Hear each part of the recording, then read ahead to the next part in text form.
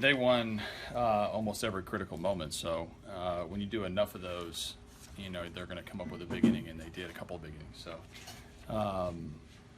certainly they deserve a lot of credit for some at bats. There was a walk in there with 2 outs that kept that inning alive. In the 8th, and then a few too many sliders. So, or at least hittable sliders, and we walk out here with a loss. With Hoyt and the walks, what did you see off night for him? Did you? Yeah, I mean, it looked like his command was a little bit off. He spun a couple that backed up, which is unusual for him, and that their guy put a pretty good at bat against him and ended up walking. So a couple blue pits, obviously, and Moustakas hit a bullet with a single there in the 8th, and then came up with a big hit in the 9th. So again, a lot of at bats that they pieced together, very similar to how we jumped out ahead with a lot of good at bats. They won the ones at the end.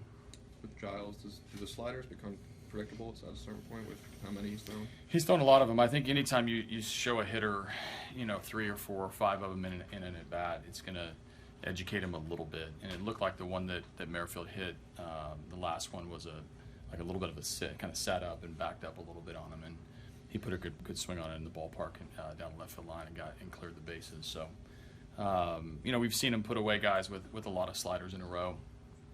Tonight wasn't his night to end at bats. Paulino going a little bit deeper than I guess he's ever had up here. How did he look tonight? I thought early he was filling up the strike zone a lot, especially with his breaking ball. He had pretty good rhythm, pretty good command. I thought at the end a little bit he got a little loose with his pitches and ended up giving them a few hitters counts and a few walks. So, but all in all, you going into the game, if you could hand the ball to Davinsky, hopefully through 6.